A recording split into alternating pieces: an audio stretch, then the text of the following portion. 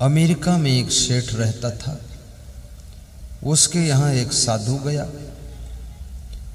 उस साधु ने सेठ से कहा कि मुझे एक कमरा चाहिए। तो सेठ ने कहा एक कमरा क्या, 2 कमरा ले लीजिए, अपने पास तो 2000 कमरे हैं।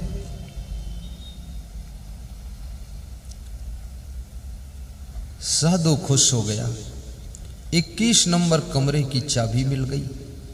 कमरा खोलकर साधु उसमें रहने लगा। 1 महीने रुका, साधना किया, त्याग तप किया।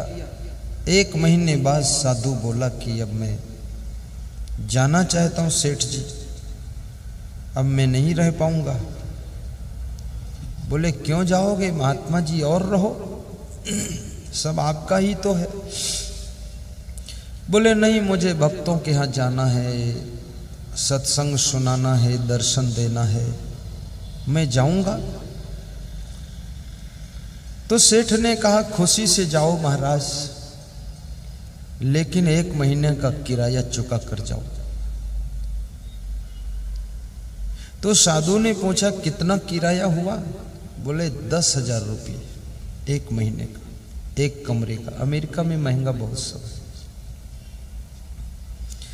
तो साधु ने कहा मेरे पास तो पैसे नहीं है। तो पैसे नहीं तो रहे क्यों फिर?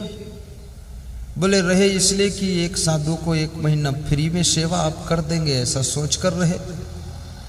और तुम बहुत मीठा मीठा बोलते थे कि आप ही का सब कुछ है, तो इसलिए हम रहे। और अब पता चला मेरा कुछ भी नहीं, किराया भी देना पड़ेगा, तो मैं तो क्या करूँगा, पैसे नहीं। साधु असमंजस में पड़ गया। लेकिन साधु बुद्धिमान था। जब सेठ नहीं माना तो साधु ने कहा कि मैं एक चीज आपको दे देता हूं। किराया तो आपको बहुत मिला जिंदगी में, लेकिन जो मैं दूंगा ये कभी नहीं मिला है। तो अपनी झोली में हाथ डाला और झोली से एक सुई निकाला। सुई जानते हो, कपड़ा फट जाए सिलने वाली सुई। और सुई निकाल करके सेठ को दे दिया। सेठ ने कहा ये सुई का मैं क्या करूंगा, ये तो 25 पैसे की सुई है और 10,000 किराया है। तो साधु ने कहा ज्यादा बोला मत करो और ज्यादा सोचा मत करो, और जो दे रहा हूं वो ले लिया करो। ये सुई नहीं है। बोले तो क्या है, ये हवाई जहाज है? अरे बोले हवाई जहाज भी नहीं, उससे भी बड़ी चीज है। बोले क्या है बड़ी, समझाओ तो सही। तो साधु ने कहा जब तुम्हारी मृत्यु होगी ना, तो ये सुई तुम साथ में लेकर आना। तो यमराज के दरबार में मैं कुर्सी डालकर मेन गेट पर बैठा मिलूंगा, तुम सुई भर दिखा देना। यदि तुम्हारा प्रवेश नरक में होगा तो यमराज से सिफारिश करके मैं स्वर्ग में प्रवेश करा दूंगा, बस ये सुई भर खोनी नहीं चाहिए, इसको दिखा देना। तो सेठ ने महात्मा के पैर छुए और कहा संत तो परोपकारी होते हैं, दयालु होते हैं, आपने बड़ी कृपा की महाराज। 1 कमरे के महीने भर के किराए में स्वर्ग दे दिया, ये कोई कम दिया? धन्यवाद दिया सेठ ने और कहा जाइए महाराज, विदा हुई आप, फिर कभी दर्शन देना। महात्मा जी चले गए। सेठ खुशी से भर गया, तुरंत दौड़ता हुआ अपनी सेठानी के पास आया और सेठानी से कहा कि साधु जो रहता था 1 कमरे में वो चला गया। बोले कुछ किराया दिया? अरे बोले बात मत कर, सुन क्या दिया है। सुई निकाल कर दिखाया कि ये दिया। बोले इसका क्या करना है? सेठानी और ज्यादा होशियार थी। लगभग जितनी सेठानी होती वो होशियार ज्यादा होती। तो सेठानी ने कहा इसका क्या होगा? बोले जब हमारी मृत्यु होगी तो ये सुई हम साथ ले जाएंगे और महात्मा जी स्वर्ग नरक के फाटक पर बैठे मिलेंगे। यदि हमारा प्रवेश नरक में है तो यमराज से सिफारिश करके हमको स्वर्ग में प्रवेश करा देंगे, ये सुई भर दिखाना है। तो सेठानी हंसी और सेठानी ने कहा, सेठ जी तुम रहे उल्लू के उल्लू ही। तो सेठ ने कहा, उल्लू के उल्लू? क्या पहले भी उल्लू थे? बोले, शुरू से उल्लू हो, और वो महात्मा चालबाज है, उसने तुमको उल्लू बना दिया, डबल उल्लू हो गए। तो सेठ ने कहा, मेरे को उल्लू बना दिया? कैसे उल्लू बना दिया? अरे स्वर्ग दे दिया और तू उल्लू बता रही? उल्लू तू है, समझ नहीं पा रही? तू उल्लू नहीं है। सेठ सेठानी में तकरार हुई। तो सेठानी ने कहा, ठंडे दिमाग से सोचो, जब मरोगे तो ये शरीर तो यहाँ पड़ा रह जाएगा और हाथ तो यहीं रह जाएंगे, तो ये सुई किस हाथ से ले जाओगे? वो महात्मा नहीं, वो ठग है, बेवकूफ बनाकर चला गया। अपना किराया लो, फालतू बात मत करो, स्वर्ग न रखे। तू सेठ फिर दौड़ा महात्मा के पीछे, तो 1 किलोमीटर दूर उसको रपटाया और पाया। ए साधु रुको। साधु ने सोचा अभी भी बला पीछे आ रही है। साधु ने पूछा, अब क्या बात है? स्वर्ग दे दिया फिर भी कोई बात? अरे बोले, छोड़ो, स्वर्ग जाए भाड़ में, ये सुई लो, वापस 10,000 दो मुझे किराए के। बोले, बात क्या हो गई इतनी देर में? बोले, आपने मुझे उल्लू बना दिया। तो महात्मा ने कहा, मैं उल्लू क्यों बनाऊंगा? उल्लू तो उसको बनाया जाता जिसको परमात्मा ने पहले से उल्लू न बनाया हो। तुमको तो भगवान ने उल्लू ही बनाकर भेजा। बोले, मेरी वाइफ भी कहती उल्लू और तुम भी बताते हो उल्लू, तो वास्तव में क्या हूं उल्लू? अरे बोले, डबल उल्लू हो तुम। बोले, क्यों? बोले, क्यों सुई वापस करने आए? बोले, जब शरीर मृत्यु होगी यहीं रह जाएगा, हाथ ही रह जाएंगे, तो सुई साथ नहीं जाएगी, तो काहे को सुई दे रहे हो? उल्लू नहीं बना रहे हो और क्या कर रहे हो? तो महात्मा ने कहा कि जब इतना ज्ञान हो गया कि सुई भी साथ नहीं जाएगी, हाथ भी साथ नहीं जाएंगे, शरीर भी साथ नहीं जाएगा, एक सुई साथ नहीं जा सकती है, तो उल्लू आदमी ये तो सोच लो, ये 10,000 जो मांग रहे हो ये क्या साथ जाएंगे? बेवकूफ कहीं का, छोड़ मुझको। तो वो सेठ ने कहा, तुम जाओ महात्मा जी, सब लफड़ा खत्म हो गया। वास्तव में उल्लू पने का काम, जब एक सुई साथ नहीं ले जा सकता हूं तो ये साधु क्या परेशान करना? जाओ तुम, हमारे 7 मकान हैं, 10-10 मंजिल के हैं, और कोई दे जाएगा, तुम जाओ, सेवा हो गई। वहां से जब लौट कर आया तो सेठानी को बताया कि वो महात्मा तो चला गया, कुछ नहीं दिया। तो सेठानी नाराज हुई। तो सेठ ने कहा कि महात्मा के पास पैसे थे ही नहीं और उससे लेना ठीक भी नहीं है। बोले, क्यों? कहा, जब सुई भी साथ नहीं जा सकती है तो इतना लालच करके करेंगे क्या? तो सेठानी ने कहा कि अब उल्लूपना तुम्हारा सीधा हो गया है, दिमाग सही। मनुष्य के समझ में यही एक बात आ जाए, सारी चिंता खत्म हो जाएगी, पर ये समझ में आता नहीं लोगों के। अरे मन, ये 2 दिन का मेला रहेगा। काम करो, सेटिंग करो, मैनेजमेंट करो, अरेंजमेंट करो, प्लानिंग करो, विकास करो, उन्नति करो, करोड़ों कमाओ, अरबों कमाओ, बिल्डिंग बनाओ, लेकिन उदारता से धर्म की रक्षा में भी लगाओ, देश की सेवा में लगाओ, गौ सेवा में लगाओ, माता पिता की सेवा में लगाओ, और लालच बिल्कुल ना करो। कमाने की हद कर दो और लालच को रद्द कर दो, फिर देखो जिंदगी में क्या 4 चांद खिलेंगे।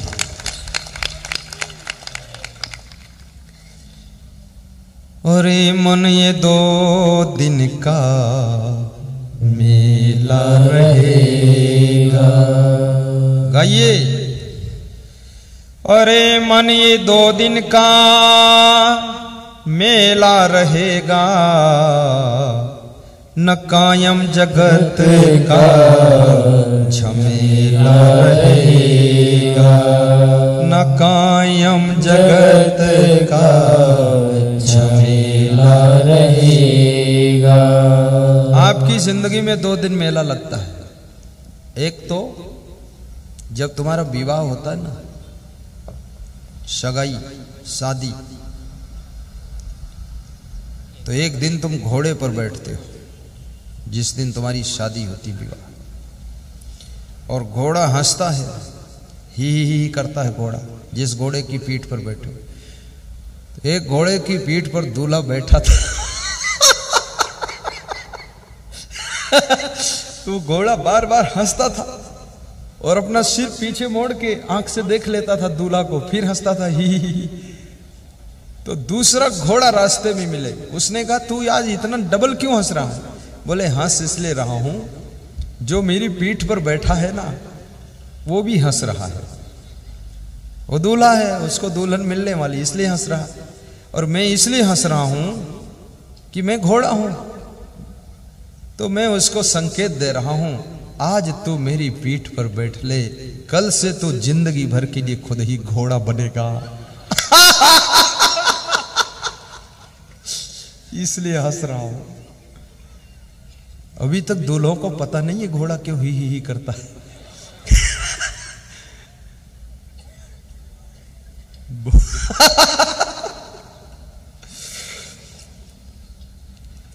तो एक मेला तो आपकी शादी होती तब लगता है, 200-400 1000 2000 5000 लोग आ जाते हैं। दूसरा मेला कब लगता है? जब तुम्हारी मृत्यु होती है, तब 1000-2000 लोग आकर के आपकी लाश के पीछे पीछे चलते हैं और बोलते रहते राम राम सत्य है, सत्य कहे मुक्त है। अब जिसके लिए बोल रहे हैं वो तो लाश है, मर गया, वो सुनता ही नहीं। और जो बोल रहे हैं ये पूरे झूठा लोग हैं। ये घर में जाएंगे तो ये राम राम सत्य थोड़े मानेंगे। ये तो बोलते हैं फिर अंडा मुर्गा सत्य है, दारू बोतल सत्य है, बाकी सब झूठ है। कितने लोगों को तो शमशान भूमि में देखा मैंने बीड़ी पीते हुए, बड़े हिम्मत वाले लोग। मैंने कहा यहाँ क्यों पी रहे हो? बोले आखिर आग में तो जलना ही जलना है, मेरा फ्रेंड मर गया, आग में जल रहा शरीर, तो अपन बीड़ी पी के पहले से थोड़ा जला देते हैं। तो ये 2 दिन मेला लगता है, बाकी जिंदगी का जो टाइम है उसमें क्या लगता है? उसमें मेला नहीं लगता है। वो जिंदगी के जो बाकी टाइम है उसमें सब झमेला लगता है, झमेला ही झमेला, झंझट शुरू है। गृह कारज नाना जंजाला, ते अति दुर्गम शैल विशाला। गृह कारज नाना जंजाला, ते अति दुर्गम शैल विशाला। मोह सकल व्याधि कर मूला, जहिते पुण्य उपजै बहुसूला। मोह निशा सब सोवन हारा, देखहि स्वप्न अनेक प्रकारा। यह जग जामिन जागहि जोगी, परमारथी प्रपंच वियोगी। जानिहि तब ही जीव जग जागा। आइए सचिन जैन। जानिहि तब ही जीव जग जागा। आवाज आनी चाहिए मंडप से। जब सब विषय विलास विरागा, जब सब विषय विलास विरागा। बोलिए सद्गुरु भगवान की जय। सीधे बैठ जाओ। महात्मा विदुर समझा रहे, हे धृतराष्ट्र, संताप करने से, चिंता करने से सुंदर रूप नष्ट हो जाता है। मैं निवेदन करूंगा,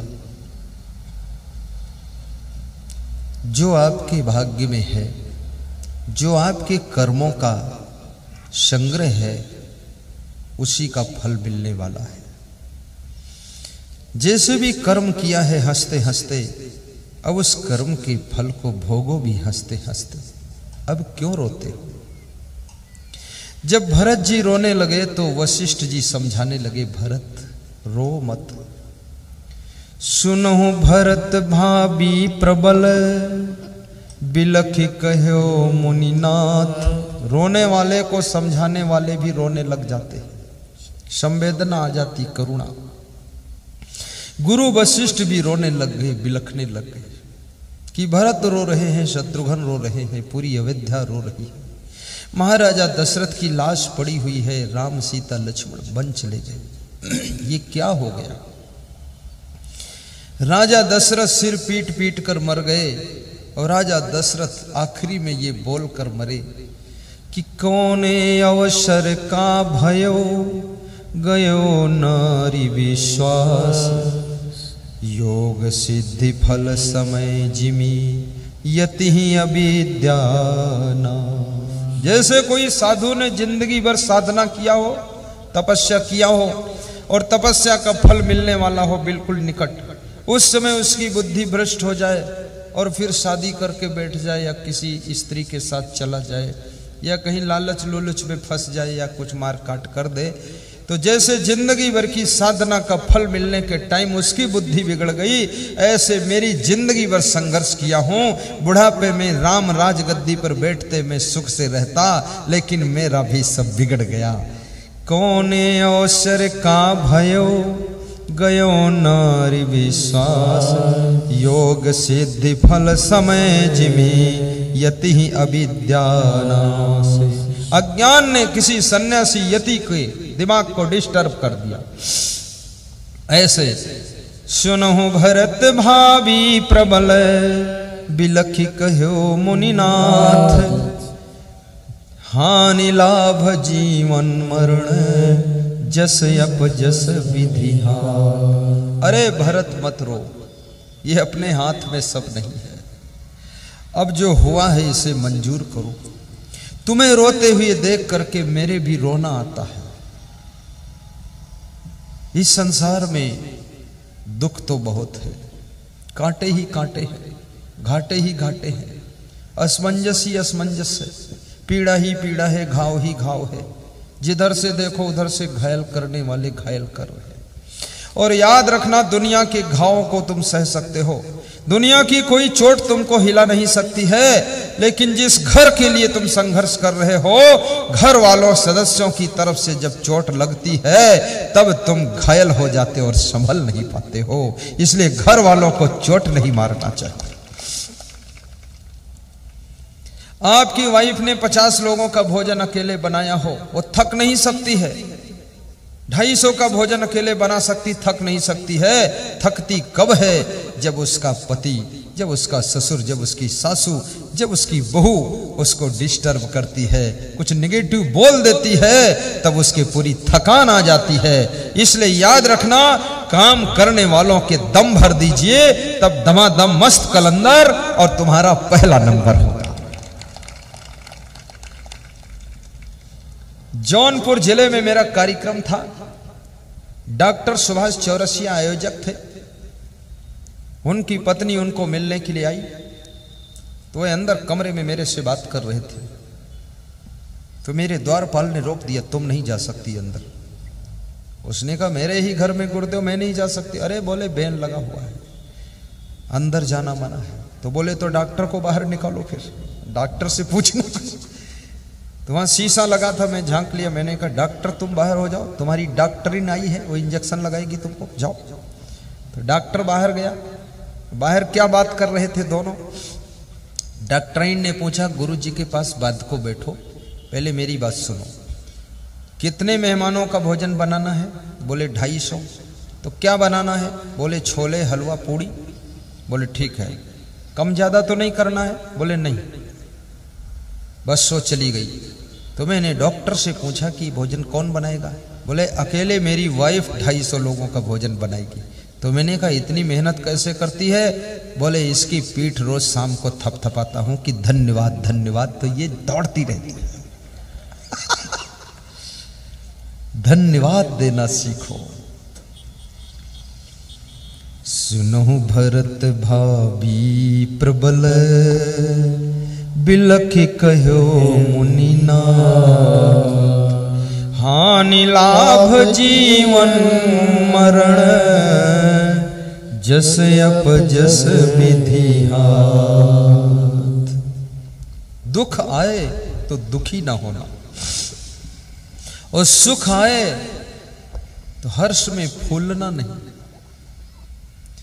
दुखेषु अनुद्विग्न मनः सुखेषु विगत अस्पृहा वीतराग भय क्रोधः स्थिति मुनि उच्यते। दुख के क्षणों में आप दुखी ना हो। कांटों के बीच में फूलों जैसे रहना सीखो। दुखों को सहना सीखो। दुख आए तो सबसे कहना नहीं है। दुख को सुख में डाइवर्ट करना सीखो।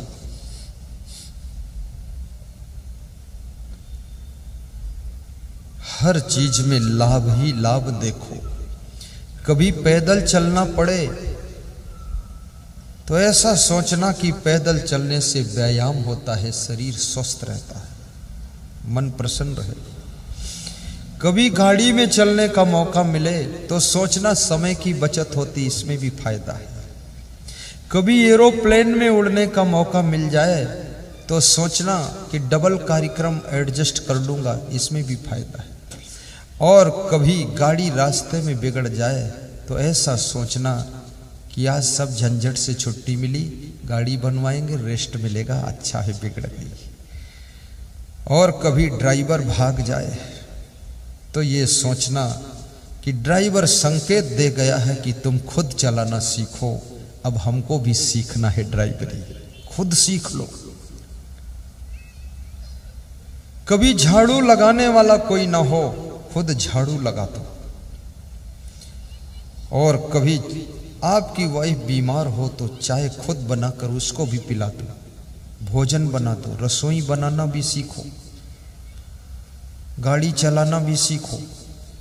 मैं बस चला लेता हूँ, बड़ी भन्नाहट, और रसोई का भी ज्ञान है, पत्रकारिता का भी ज्ञान मुझे है, इंजनों के बारे में भी नॉलेज है, और आर्किटेक्ट का भी ज्ञान है, बिल्डिंग निर्माण का वो भी ज्ञान है, और कमांड कंट्रोल डिसिप्लिन करने का भी ज्ञान है, कैसे कमांड किया जाता है, और राजनीति का भी ज्ञान है, उसको भी कर लेता हूँ। पॉलिटिक्स में कैसे करना चाहिए, जंतर मंतर सब सीखो। खेती बाड़ी करने का भी ज्ञान सीखो। आपके माइंड में इतनी सामर्थ्य है कि तुम जितना सीखो उतना ही माइंड आगे आगे काम करेगा। खुद कुछ नहीं सीखोगे तो ये खोपड़ी मूर्ख हो जाएगी, इसलिए सीखो।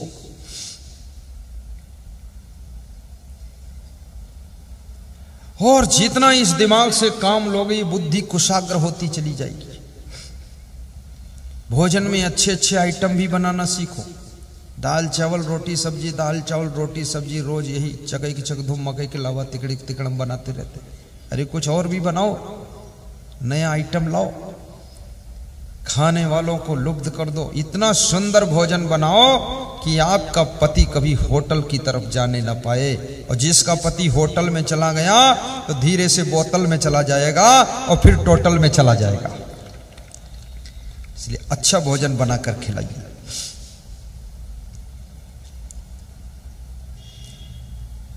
शंतापाद भ्रश्यते रूपम, शंतापाद भ्रश्यते बलम।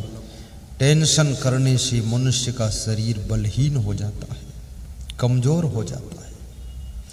शंतापाद व्याधि में क्षति है, और टेंशन करने से शरीर में नाना रोग आते हैं। ये लकवा अटैक, ये बीपी हाई होना, ये सब चिंता के ही परिणाम है। निश्चिंत रहने का अभ्यास कीजिए। ये सोच लीजिए कि खाली हाथ जन्म हुआ था, आज हाथ भी भरे हैं, घर भी भरा है, जेब भी भरी है, गाड़ी भी भरा है, सामान भी भरा है, रुपया भी भरा है, तो चिंता क्यों हो रही? चिंता इसलिए हो रही है कि जो भरा है उसको थोड़ा खाली करो और गरीबों में दान भी दे दिया करो, तो चिंता कम हो जाएगी। दान बांटो। अभी नोटबंदी हुई, लोगों का धन खराब हो गया, तो हमारा एक संत कह रहा था, नोटबंदी हुई है, अब लगता है कुछ लोग दान ज़्यादा देंगे तो अपना आश्रम बन जाएगा। अरे मैंने कहा ये कंजूस लोग नहीं दे पाएंगे, ये नदीम फेंकेंगे। तो कितने कंजूसों ने नदीम फेंक दिया पर दिया नहीं किसी। अब ऐसी स्थिति आ गई थी तो नोट फेंको मत, गांव में चले जाओ, गरीबों को 50-50 हज़ार बांट दो कि तुम अपना मकान बनाओ, सब बांट दो और कह दो कि बात को हो जाए तो 10,000 वापस कर देना, और नहीं करोगे तो भी ठीक है, बनाओ मकान। फेंकने से क्या फायदा है। उत्तर प्रदेश में बरेली में सड़क पर नोटों को काट कर फेंक गए लोग, 2-4 बोरी नोट काट के गड़ासे से काट दिया। क्या बात करते हो, वहां रिक्शा वाले बहुत है, एक गड्डी दे दो, जाने दो उनको, बात खत्म। 2.5 लाख तो बैंक में वापस हो ही जाएगा, तो रिक्शा वाला अपना ऑटो रिक्शा खरीद लेगा, गरीबी दूर। ये कंजूसी को भी दूर करो, उदार बनो, खाओ और खाने दो, जियो और जीने दो, सो और सोने दो, दूसरों की फिक्र रखो। जो दूसरों की चिंता करता है उसकी खुद की चिंता अपने आप दूर हो जाती है, कुदरत चिंता उसकी करती है। जो दूसरों की बिस्तर का इंतजाम करता है उसको बिना बिस्तर के भी विश्राम मिल जाता है। जो दूसरों की रोटी छीनता है उसकी भूख ये कुदरत छीन लेती है, और जो दूसरों को सुख देता है उसकी जिंदगी सुख का सागर बन जाती है, सुख का सागर बन जाती है।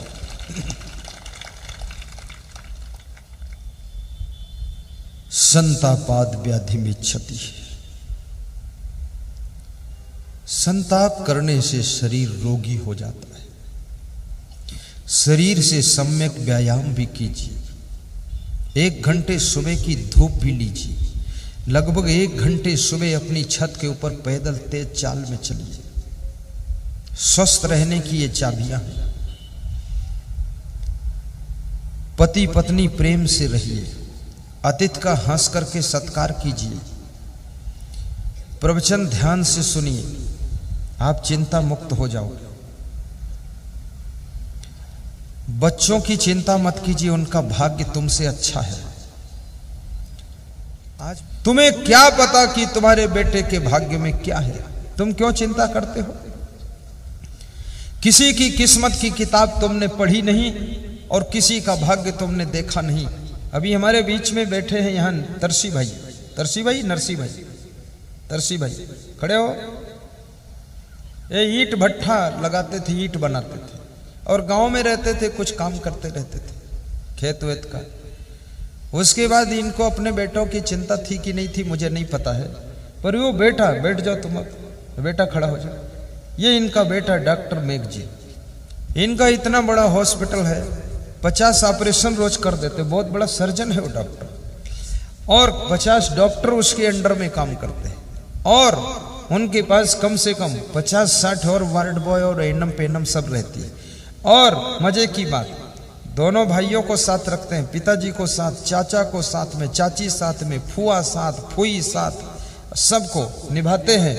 और बहुत बड़ा उसने अस्पताल बनाया, ब्रिलियंट आदमी।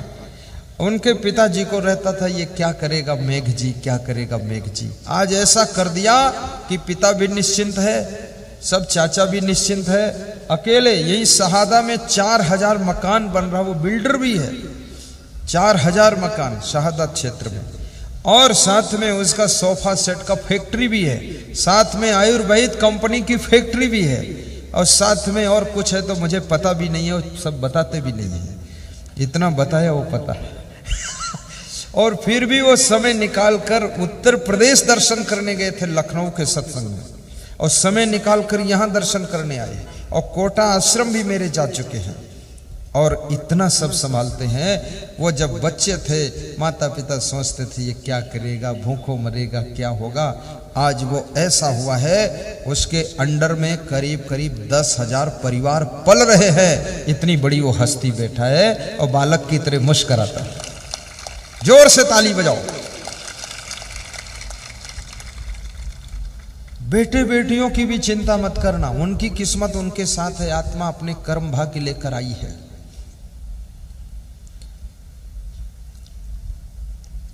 चिंता छोड़ो, सुख से जियो। संतापाद भ्रश्यते ज्ञानम, टेंशन करने से ज्ञान भी भूल जाता है, ज्ञान नष्ट हो जाता है। आपका मन चिंता मुक्त हो, ऐसा व्यास गादी आशीर्वाद दे रही है। आपका घर मंगल भवन बने, अमंगल ना हो उसमें। आपकी उम्र भी बढ़े, स्वास्थ्य भी अच्छा रहे। आपका जीवन धर्म के लिए, परमार्थ के लिए खर्च हो। आपके घर की महिलाएं घर की महिमा को बढ़ा सकें। आपकी बेटियां मायका और ससुराल में उजाला कर सकें।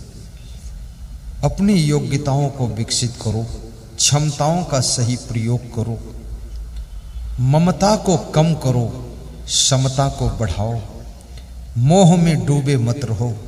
थोड़ा समय निकाल कर सत्संग में चले जाओ। घर में भी सत्संग सुनो, पेन ड्राइव और मेमोरी कार्ड लगाकर। यहाँ दुकान पर शायद प्रवचन के पेन ड्राइव, मेमोरी कार्ड, साहित्य सब मिलते होंगे, ले लो। अपने घर में